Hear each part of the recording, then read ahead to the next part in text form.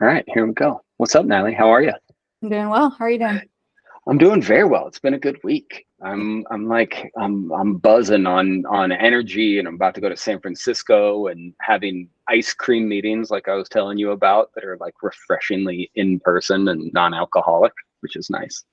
Yeah, But it's so nice to have those in-person meetings again when you can. I mean, I work from the now bankrupt WeWork, but also, when I'm not doing that, it's good to have coffee meetings. But ice cream really fills the gap in between there. dude, can we talk about WeWork real quick? Like we were okay, were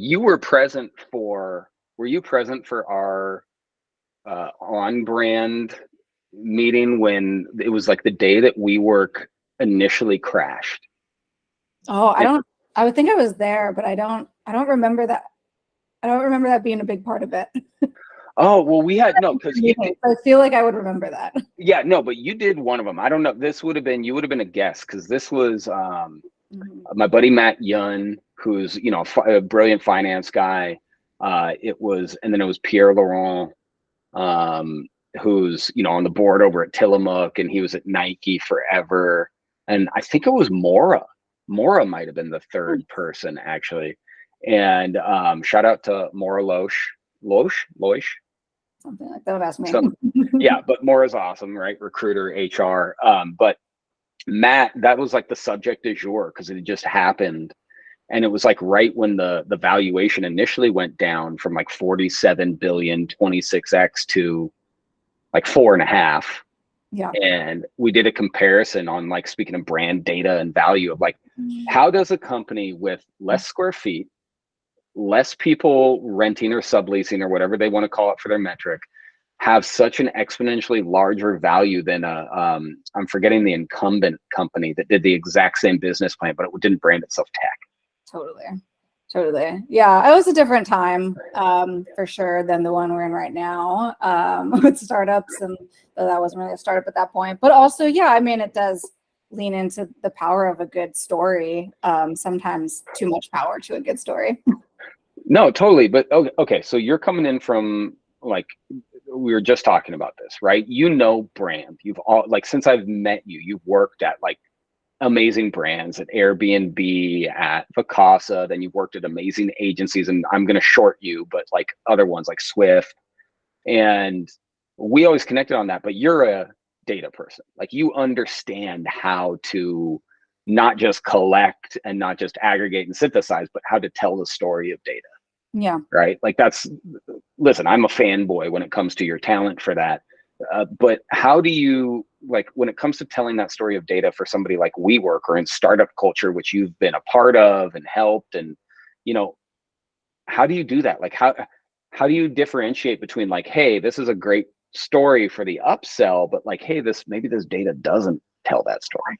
Yeah. I mean, that is a piece of it is data. A piece of it is does the product match the promise? And in that case, it was almost like the promise to like, the investors as well. So any person you're telling the story, does the product match that? And I think that's where you're seeing so much in this growth of product marketing, often being like the first marketing hire, being really early now in the shift towards brand marketing is still really important, but ultimately, like if that satisfaction link, whether it's again to the person who's financing the business or to the employees within the business or to the actual customers isn't linked up, I think that's where you see a lot of failure because the internet makes it really easy for people to find other options, to talk about bad experiences.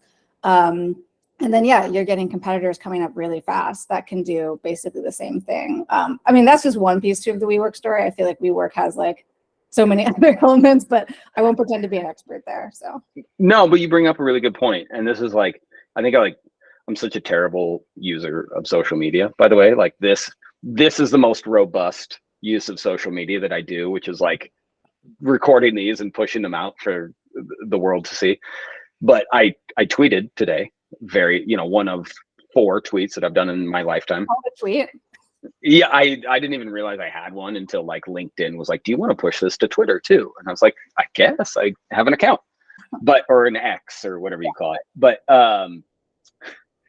it was I've been talking about it for a little while. I don't know if you and I talked about it in one of our other conversations, but my theory is, or my stance is, that tech is entering its CPG era.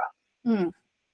And for some of the exact reasons, amongst others, that you just mentioned, which is there's a ubiquity to it.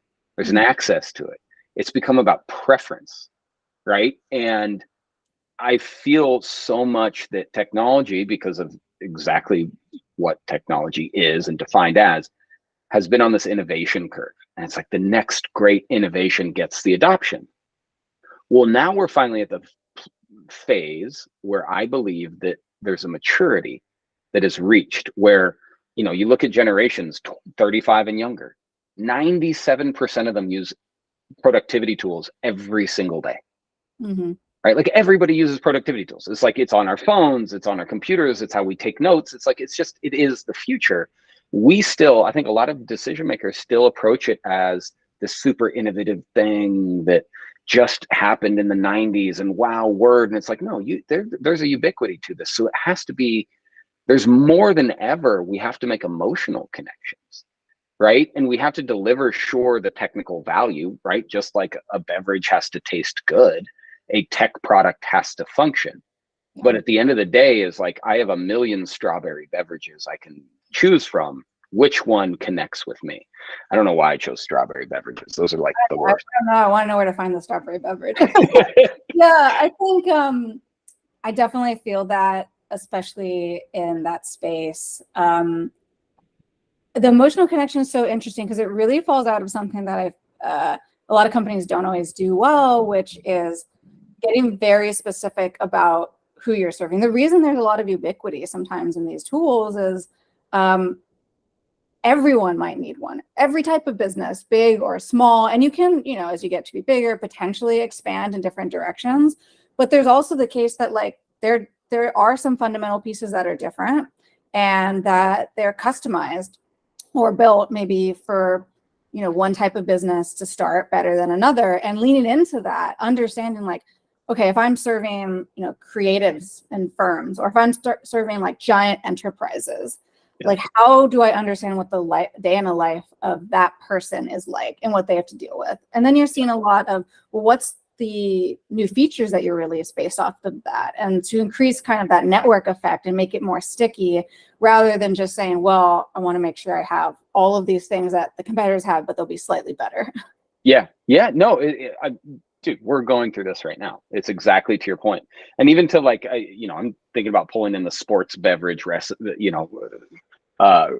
representation right now, right? Example of like, okay, well, is it a beverage? Great. We have to get more refined than that, right? Just talking about the CPG, it's like, okay, is this a beverage for what instance? What part of your day in the life, right? I love that exercise, by the way. It's one of the most powerful observational or qualitative data gathering exercise. I don't know, there's probably a better word for it, that you can do.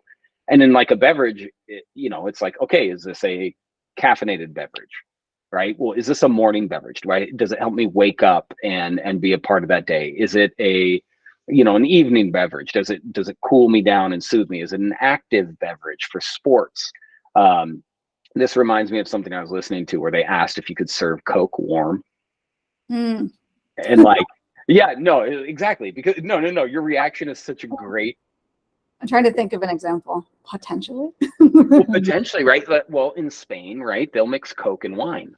You have a Coca-Cola and wine, and it's like we think that's foreign, and like your reaction is perfect because I heard that and I was like, disgusting. Who would do that? But maybe. But maybe they're on to something. No, that's exactly it. And like food, cold and hot can be the same thing.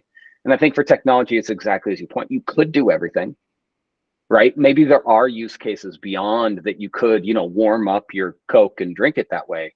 But very specifically, you have to have that wedge.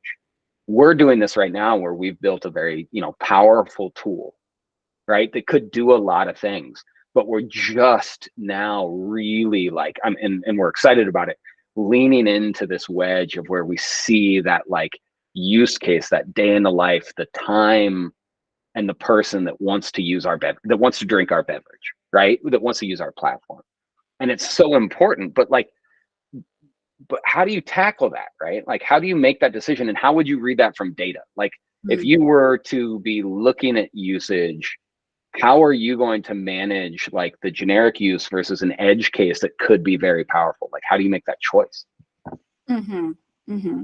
I think it depends what stage the business is at. So if you already have a bunch of clients, for instance, either way, you're going to want to start with industry and competitive analysis, figure out like, you know, there's the book Blue Ocean, figure out like what's open territory, like what are things that are like so entrenched, and it's like the cost of getting those people over to your platforms can be really high. Maybe you'll get them down the line once you have your core business up and running. Then you're like, okay, now we're going after this and this and this, and you become the dominant force. But I think it's finding what's open, and then in terms of the data that exists, so there's a couple different ways. One is running market research. Two is looking to usage rates, for SaaS products, who's the most engaged, why, what types of customers are there, running some qual and UX on top of that, trying to understand things like termination surveys from the sales team. There's always a ton of quantitative data as well. Hopefully you've already done that customer segmentation that you can apply and see throughout the life cycle, from onboarding through, hopefully not termination, but through the whole life cycle, who has the highest lifetime value, who was the cheapest to acquire in terms of the cost of acquisition. And then all those factors together, I think both the product, the competitive, and then the customer data that's kind of current with your business can tell the story of which way to go. That's a great point. So it's funny. It's like we start off obviously broad, we started off actually fixing a very specific problem, and then it like broadened out to like the whole architecture that we had to build. And then we were kind of like struggling with exactly that. Like, well, we started with a specific thing, but it's so powerful now. And now we're like coming back in where we realize, okay, we were always very focused on the customer set. That was one thing that never differed. Like, we were so focused on this customer, on this quote unquote ICP, right? The initial customer profile.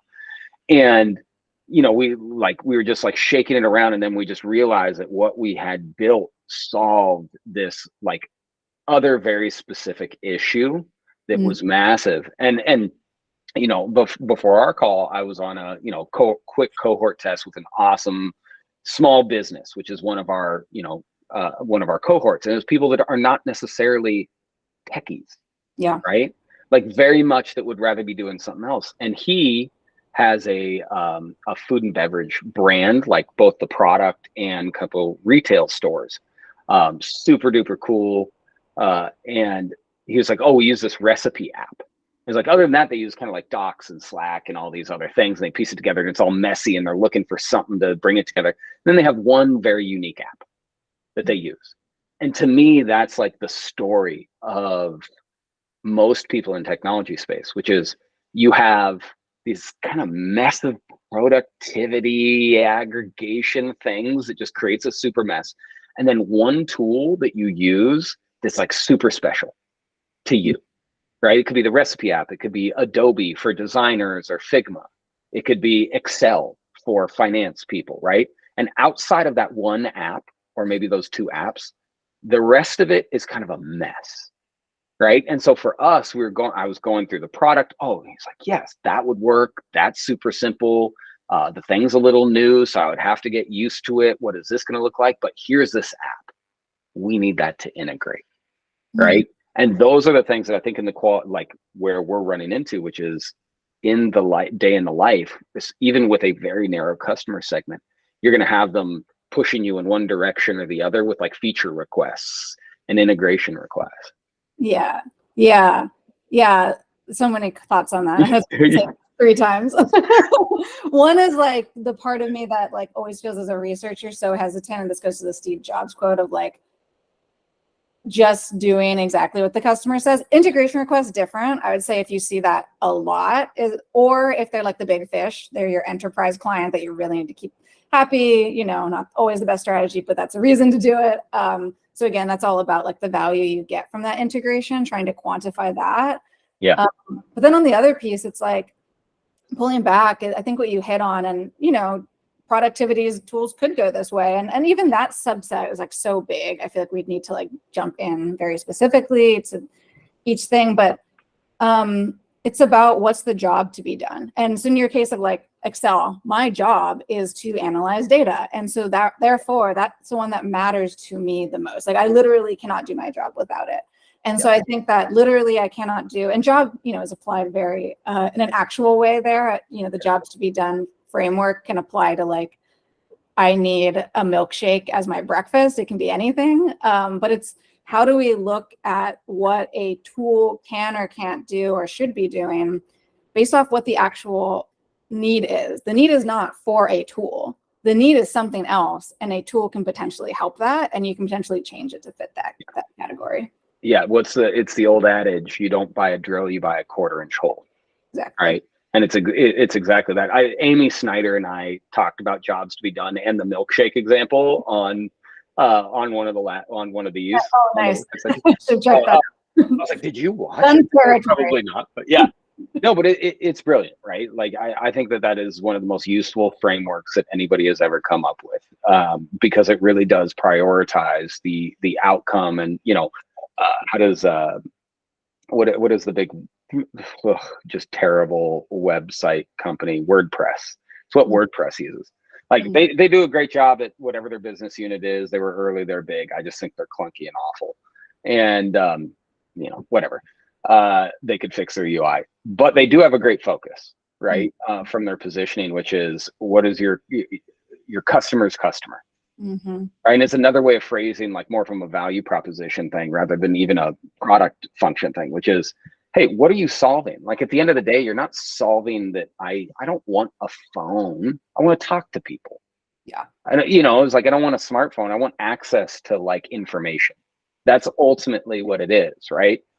For us, right, is like what took us so long is like we're fixing this very thing of like, oh, I have this mess. And it took us a while for our use case or for our wedge use case, our very specific first use case to say, well, the big problem that we're running into is like people want all their information to be able to edit it in one place. They want their team and their files in one place, right? And that's really difficult with just the way that technology has evolved and the way that it's innovated. So we have to take a different approach.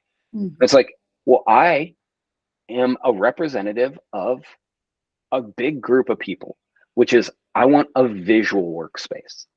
I want to be able to put my slides and my documents and my spreadsheets next to each other and work on them simultaneously. And if I have a chat or a task, I just want to have it take care of itself. I don't want to have to switch to Asana and then to Slack and copy URLs or have 8 disparate API calls through Zapier. Like, oh, kill me now. It's just like, it's too much. And now that we're focusing, I'm like proselytizing every day right now. I'm like so stoked on it. But that's great. Pulling it back is like, that's a great assumption. And I've experienced a lot, but like, I've been battling this on the data side, and I want your perspective, which is how do you battle the strategic lead that data can play, right? Versus when it should take a backseat to intuition. Because I feel like there's always a tension between market data is telling us X and intuition or experience is telling us Y. Sometimes when they converge, it's perfect. But sometimes they can diverge, and I've seen both go wrong, right? I've obviously seen the intuition go wrong, and I've also seen the data point people into either a redundant or an existing position. So I'm curious. Yeah, I mean, we could dive into a more specific example. I think it's all data. Like we become creatives because that's unfair. You can't just call everything. It's all data. But it is. It's like, because I came initially from qualitative, and I do quantitative too, and I do data analysis, can get in there with SQL. But like, and there is a nuance there, I think, that we can talk about. But there's also a lot of gray, because you'll see a trend report, right? That's future casting. That's like what people are feeling and quantifying it. So you can quantify something that feels qualitative, and then you can take a quantitative question from a survey and qualitatively get into it. It's one data point now. And I think data points of one are, especially just us and our experience, is what creates intuition. But that also is our interaction with the world. It's all the things we take in of like, this is a trend I'm seeing here, and this is something I've seen fail here. And so those are data points. I think what you're digging into though is that a lot of companies can get stuck, particularly with innovation. Like data is so important for lots, like big data, for lots of things around, business operations and efficiencies and all of that. But yeah, when you try to stick it too much in the innovation sector, it's looking at the past, and it's looking at usually what you have access to. You're thinking in a category that's already defined.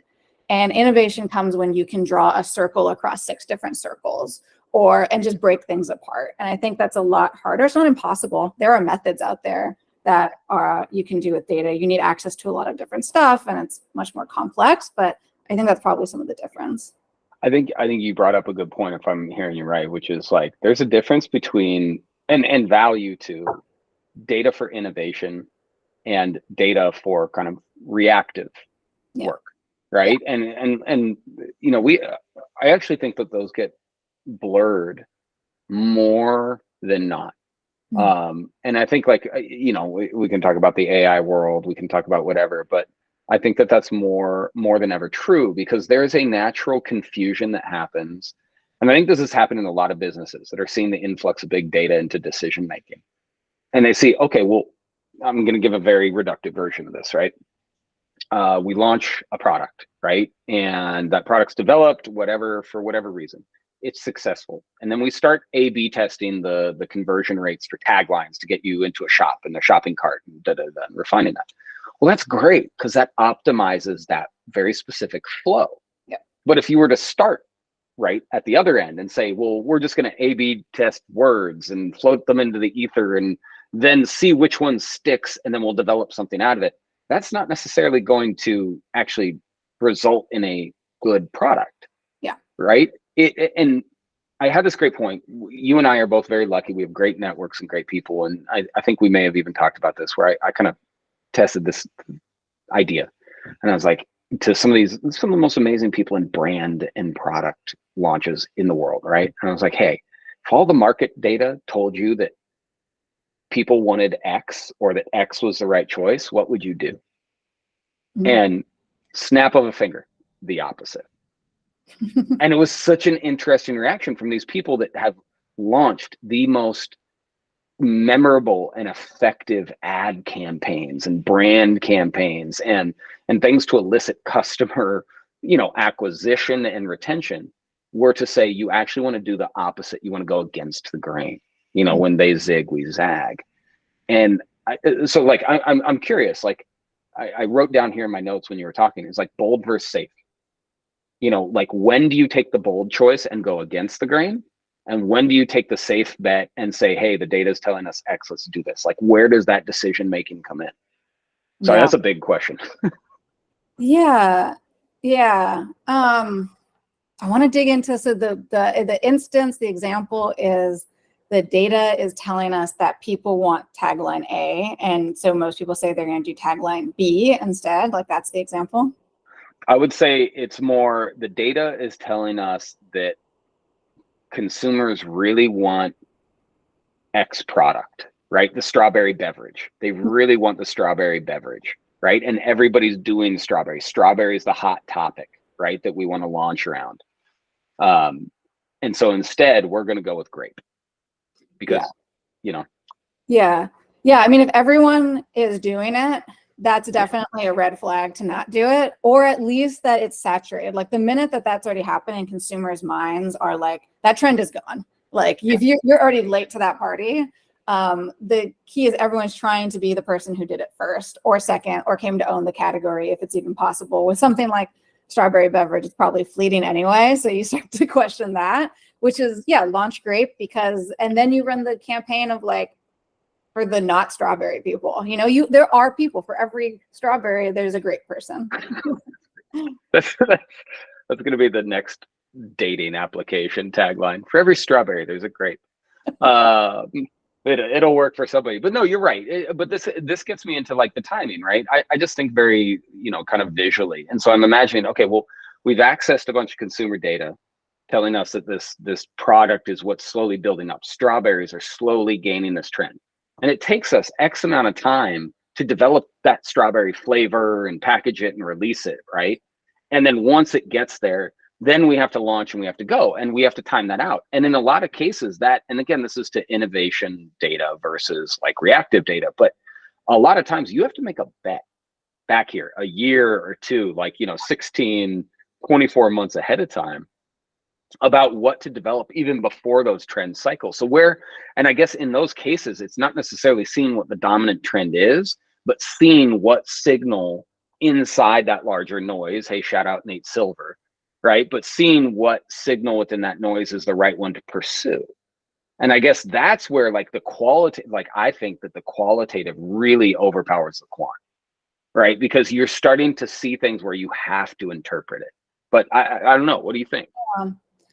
Yeah, I mean, again, I've seen some quantitative done really well. I think it doesn't tend to be that way, but it's about making sure that it's exploratory, that you're not testing two concepts, but that you might just be getting large numbers on things that feel kind of qualitative. And so in that instance, I want to know, like, why are people so into strawberry drinks? We might be because they just, like the flavor, but maybe there's something else going on. Maybe it's, trending on TikTok as a way to share with their friends. And that connection piece says, actually, maybe we don't invent a drink at all. Maybe we invent some sort of other candy that's like, the other connection piece. I don't know, a haichu competitor, but, and you can get at that with quantitative in a way that might be a little bit more reliable. And then you can get into qualitative to really flesh it out. So it could go either way, but I think it's focusing on exploration early on. Remind me to send you the it's like the banana cult or the banana whatever it is, but it's all about like, it's the most brilliant like reduction into why bananas are fancy. I don't know if you remember the Devils Wear Prada scene when she like breaks down the choice of her vermilion blue sweater. Oh man, that sounds great. I haven't watched the movie. I'm so sorry. Watch no. I like it doesn't necessarily fit my brand, but it's just an iconic, really great movie. And I'm not a fan of Anne Hathaway.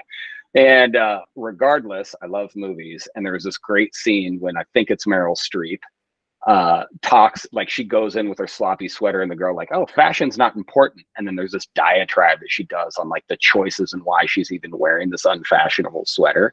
And it's brilliant.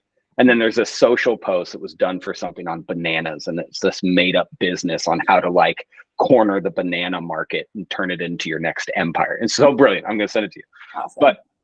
But to your point about flavor, right? It goes back to jobs to be done that you pointed out really well. And that was that milkshake use case, which did it so beautifully, where they go in and when you misuse data, you can like the abuse of data is amazing.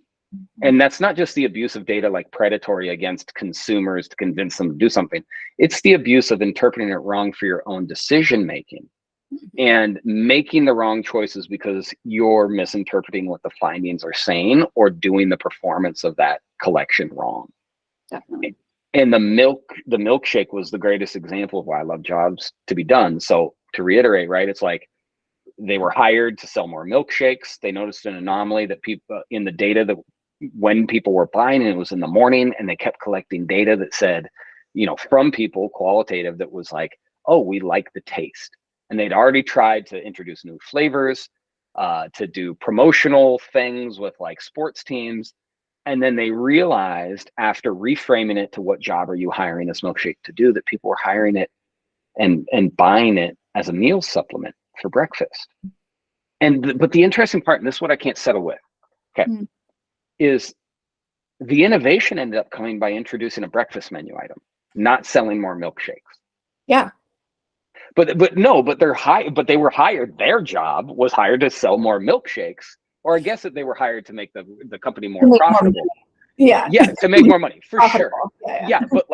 But on some people don't have the luxury of that, right? Like I'm hired to I did this. Like they would hire my old agency, like, hey, we want to sell X product or advertise X product, and be like, well, your product's broken. Yeah. I always say, I mean, it depends what role and where you are, but I've worked with a lot of early stage startups as well. And one time I was hired to like vet out their idea, and at the end I have to be like, not really going to work out, I don't think. And we focused on like, well, what else next? But that also like, you have to think about what you're saving in that case. And so it depends what sort of partnership you can build with a company, particularly if you're in an agency, because you have to show that you have their best interest in mind. And, you know, they can get a second opinion, but you don't also just want yes men around. That, dude, I had to deal with that one time, and it's such a, it's such a brutal thing. I have this phrase and I'm trying to incorporate it into my life more. And it's that sometimes the most compassionate thing you can tell somebody is no. Right. And it's such a hard truth because we live, I think, in a day and age where like we want to make sure people feel bad. And in the Pacific Northwest, it's a very passive aggressive culture, right? Like people don't like to actually say what they mean. And without going down that path, but it's like I had this client one time and they did the same thing. They hired me to evaluate their product. It was a cool product, had a lot of great ideas, good experience. And we did kind of like a willingness to pay study, right? And it was more involved than that. We did a very deep analysis of this business. And at the end of the day, I had to go back to the investor, who's the one that hired us, and to the guy who had this dream of this great product and sunk a bunch of money into it. And they all had. And I was like, listen, I'm not here to tell you whether your company is going to be successful or not. I'm here to tell you what you hired me to do, which is how much are people going to be willing to pay for this versus how much, like compared to how much it's going to cost you to manufacture and scale this thing, right? From a startup. And it was like, it was a cool product. I loved the people. They were super nice. But then I delivered the news, like, I just don't think this is tenable based on my findings. And the guy, understandably, when I told him this, got pissed. Like, and because he was like, you're crushing my dreams. I'm like, I'm not crushing your dreams. I'm trying to actually give you a heads up that this might not work out. And you could end up $1 million in the hole versus $100,000 in the hole. Yeah. Right. Yeah. I mean, to me, that sounds like a problem of them coming with the wrong research or too late, because, you know, there is also like, if that person had been willing to listen to, there's always a bright spot. There's always, I mean, it takes more money. So I don't know exactly their situation, but at least in the instance with me, with the early stage startup, like there were nuggets we could take and said, well, let's shift this way. Like this, the pivot. That's a lot harder if you've taken the approach of like building the thing and then finding a market for it. And that's why they really don't encourage that with startups. And that applies to probably physical products, if not more, because you sink so much money into it. Well, and it was a physical product, right? And it took, I mean, just for the nature of it, right? Physical products are a lot harder, right? Because you have so many costs that go into performing that to develop it first. Like, you know, you have to do moldings, you have to do materials, you have to do these things. It's very hard to shape those without that. In technology, it's so easy to iterate, but don't you think that can also get in the way? Right? It's like it can really get in the way because they're so quick to pivot at the first sign of bad news. Right? And there's a lot of great ideas that don't get funding or don't get flushed out or just shit. For us, man, we're developing a potentially big architectural solution that couldn't necessarily prove out with 10K. Yeah. Right? It had to have more resources dedicated towards it. And I think in manufacturing, that's really hard, or for products, because you have to do the testing. Yeah, but you did your competitive analysis, say what are people paying, the willingness to pay. You talked to a lot of people that saw that there were these clear needs that weren't being met. So I don't know what this other person had done, but at least, you know, I'd say in your case, like there's tons of businesses out there that are startups and did startup-like approaches in terms of their gathering feedback, even if they didn't have the actual product to go test against early on. Yeah. And I mean, to be super specific about theirs is they did, because they were solving a problem they had and they experienced in their other line of work, which is very similar to what I did, right? But then they just kind of, I think, assumed that that the value to them was going to be addressed by a larger market. And, you know, in those cases, you explore, like, do we have to premium price this thing? We have to position this for a limited set of users that are going to get more long-term use, because, you know, shit, we live in the age of fast fashion. right? Where it's like develop something cheap and hope that people buy another version of it next year or next month, right? And it's like, one, it's disgusting. Yeah. I personally, my brother-in-law, shout out Andrew, taught me the cost per use thing when we were younger. And he was like, because he's super thrifty, he'll like he can stretch a penny into 100, and he was like, no, you make your decisions on the cost per use. It's like invest in your mattress, invest in your car, invest in the things that you do every day. The things that you don't, make them cheap, right? But then when you know, for clothes, like, hey, if you have a winter jacket, buy a winter jacket for 10 years. Right? I still have the P code I have from college, and I'm way too many years removed from that to admit. Me But too, actually. yeah, I'll wear it someday again. yeah, exactly. I save it, and I'm like, yeah, if I ever have a kid, I'd love to hand it down to him. Like, it's quality. I love it.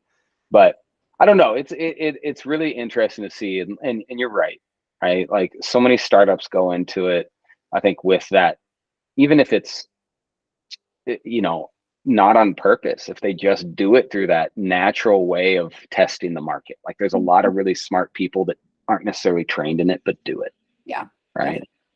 And I'm curious, to slight transition, because you know, you've existed amongst creatives, right? The creatives, the cats that we heard,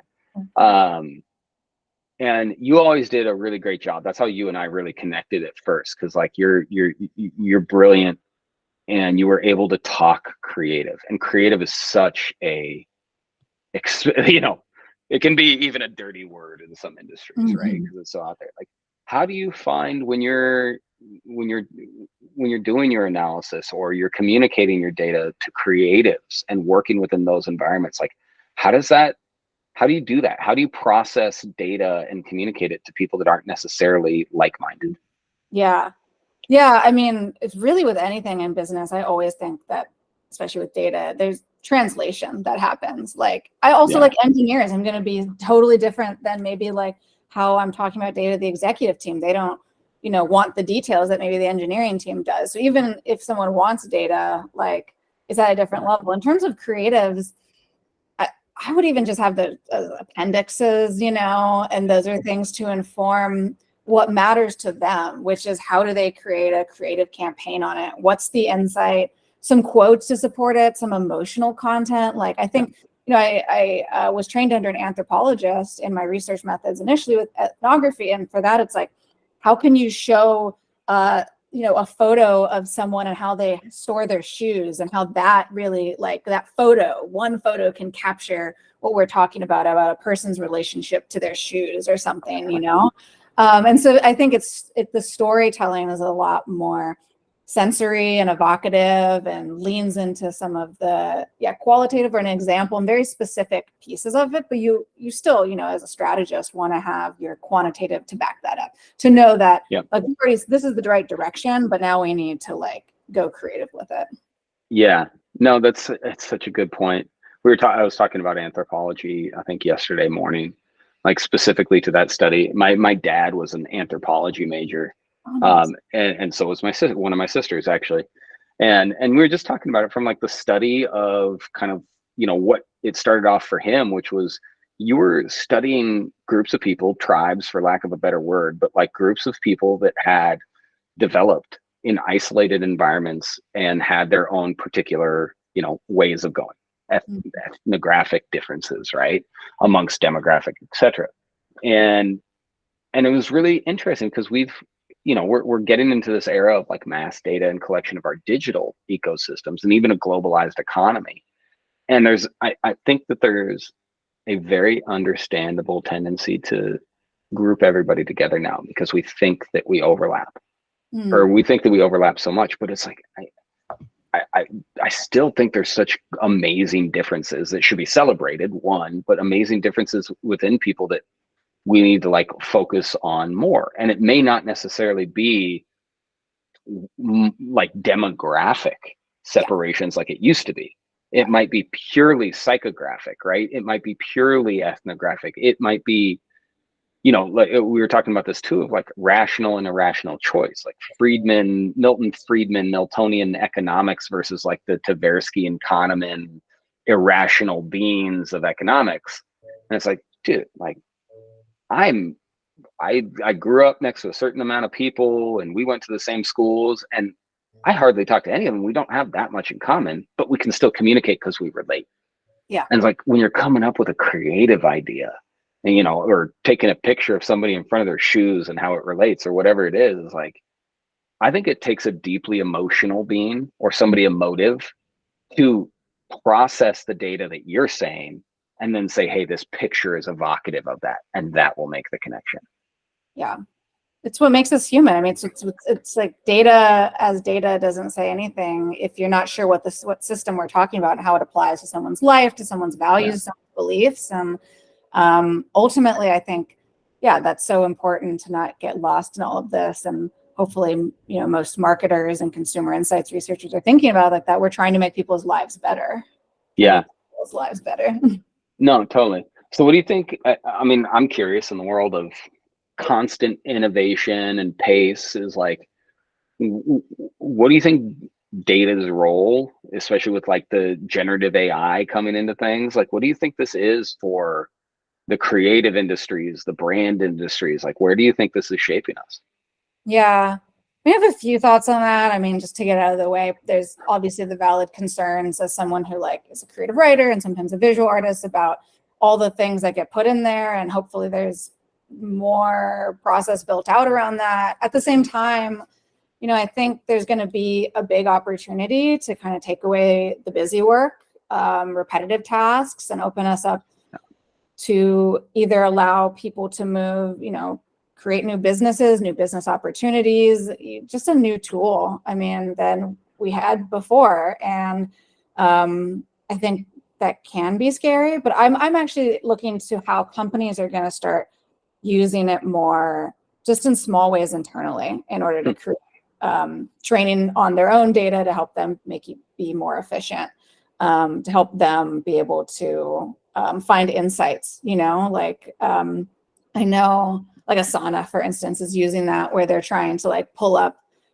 insights through AI. And I'm really curious how that's going to net out. But I mean, we're just in the beginning of this. I think it can get really overblown. And I think what's concerning is people's visioning of it in the future, especially when it's like, and then people will just get, you know, a check in the mail and they won't have to work anymore. And I'm like, well, I like my job. And I think that there's more than just like a person in Silicon Valley telling me what the future is going to be and I should adapt to it. Oh my God. Is the utopian ideal really that we don't have purpose and don't do anything? Exactly. Yeah. And like maybe that can shift in a positive way, but we need to nourish that story. Like I had an article about this on LinkedIn, like we need people who can somehow be in the middle and not be like, oh my God, it's terrible, just keep it all away, because that's probably not going to happen. But or just like, it's this reality. Like, how can we have one of like, how can this help humans flourish in the best way possible? I thought Mark Andreessen had the best kind of perspective in his manifesto. If you read that, it's a pretty lengthy little bit, but and I fully believe in it, and I've been this way since the beginning, right? You remember this like 3 years ago when we were developing out those initial models. I think it's symbiotic. I think ultimately it is in the middle, exactly as you said, where it's going to enhance or nourish. I love the word nourish. It makes it sound very organic. Nourish is the next word for anything technological, by the way. I'm calling it right now. It's such a good way to like make it sound organic. But I think it is going to be symbiotic, because I can't get over this hub of comprehension, or this barrier of comprehension, where it's like, great, it can automate tasks. Well, and then it can automate the things that it's supposed to automate the tasks for, supposedly, right? And it goes on this loop. Well, one, it's a very dangerous show me a place or a people without purpose, and I'll show you a very dangerous and unstable community. 100%. Right? Like we see that constantly. We see that in the US, right? I think that, you know, one of the fundamental missteps of the United States was this is a totally random, it's, you know, I'm going to get like flagged on YouTube or something for saying this, but I think one of the fundamental missteps of the United States was removing the Pledge of Allegiance out of schools. because I thought that at the very base level, it taught kids that and it's a very beautiful thing. There's very good, healthy communal words in it that are like, we do this together. We're in this together as a community. And at the very least, it was like an idea of shared purpose, right? That at the end of the day, like, hey, whatever you do in your life, support your brothers and sisters and whoever in this community. And I think those things, purpose in companies, as we get old, as we kind of develop out, it's really important to realize that we're raising ourselves to be members of society, and like productive members of society. And I think as AI continues to automate those things, the most dangerous thing that could happen is that it actually erases our connection to other people and our shared purpose. Yeah. Yeah, it's interesting. I think that's possible. I think, again, there may be an end of an era can create something new and better, though. Like there's a lot of people who are like told for a long time that they have to get their value out of work, and then they got ping pong tables and never leave, get a haircut here. And that's in the pandemic, maybe people were just like, actually, that's not what I want. But if we don't want that, then what? Because we're also more isolated than ever before. Religion is declining. And it was a great book, The Protestant Work Ethic. And it ties that we started to get our purpose from work because of that religious ideal. And that people who worked hard and succeeded were like, God said, you will, go to heaven or whatnot. But if that's no longer the narrative of the majority of the people in this country, like what is the narrative? What is the thing that we value? So yeah, society, we do depend on each other, but how do we create a story that resonates with people if it's not work, or if it's work in what way? Yeah. I just have questions. I don't have answers yet. No, I mean, nor do we need to. We don't have to have the answer to everything. That's part of the fun of critical thinking, and just this whole life is just asking broad, crazy questions and trying to find the answer, or having an existential crisis and not knowing it. It's like, welcome to my life. But no, but it's a really good point, right? Which is like, how does innovation take us into the next era? Right. And yeah, dude, the panic, the sky's always fallen to Chicken Littles, right? Which is, oh, technology is going to change it. Well, actually, if you look at it, we adapt and we find ways. But I think it really does come back to purpose and like, hey, to the importance of brand and building these things out for other companies. It's like, it's important to have a shared purpose, to have an understanding of what you're working towards, right? And it's like, some company I read the other day had another great kind of twist on things, which is, we're not a family, we're like a really high functioning sports team. Nice. Yeah. And I was like, I really liked that. I was like, yeah, like, let's get the familial side, because it's too close a lot of the times and not everybody bonds to it. But it's like, but we are a part of a team, and we do have a shared goal. And I think that people come into a job as like, oh, it's just a job, and like, the quiet quitting or whatever, which is, ubiquitous across all ages. It's not just youth. Like, that's stupid. Everybody does it because they just go in for a paycheck and they don't care. But then there are the people that care. And I think it's really great. That team analogy is really great, because you're like, listen, some people do show up here to contribute, and they do believe in it. Even if you think it's silly, they don't. And that's really important to remember, is there's a whole lot of people in this world that take things very seriously that you think are silly, right? And vice versa. And so when we come into that, it's like, yeah, you got to find people that share that same purpose and want to build towards it. And when we have, I think the utopian version of what plays out for AI and automation and technology in general is, it helps us get closer to fulfilling that purpose, either individually or shared, or easily, right? And that doesn't have to prescribe to any ideal. That's a whole nother bag of worms of, ideology, but we'll save that for another working session. But I don't know, it's interesting. So okay, so we're reaching the last 4 minutes of our little timeline.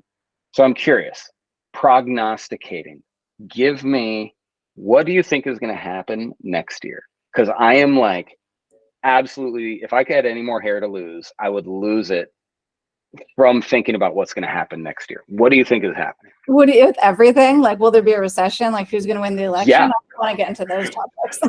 we don't have to get into like the nitty gritty of it, but like, I'm like, half of me is simultaneously optimistic, And I think like it could be a really great year and we could get out of a few things.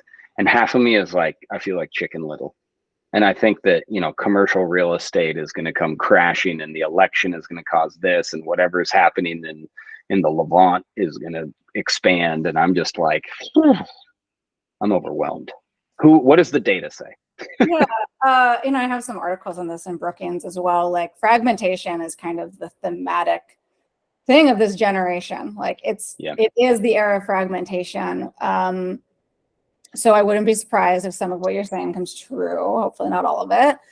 But what I would be looking for is what's happening outside of what would normally be called the mainstream. Because the mainstream, the mass, that's all dissolving. And there are going to be people who, and that's kind of this vision, like pull together and create something alternative. Whether that's in creating, you know, different companies that are set up to work in a different way, whether that's in creating, you know, products or different metrics to analyze whether they are producing the right economic value. And so I think we're going to see more and more of that. And even I think it's important to focus on that too, that like the glass is both half full and empty. And if we want to move into a better world, like we need to keep attention, focus, media coverage, podcasting, all of those things on those opportunities and what's developing. I love that. All right. I'm going to end on that note because it sounded much smarter than anything I said. This is positive. We'll go for the eternal optimist here. I love the optimist, but I also love the realist of the glass is both half full and half empty. Yeah. Like, well, damn it, you're right. You're not wrong as you drink your water. All right, Natalie, as always, love talking to you. We'll talk in the very near future, but thank you. This is awesome. Yeah, had a great time. This was awesome. All right, I'll talk to you soon.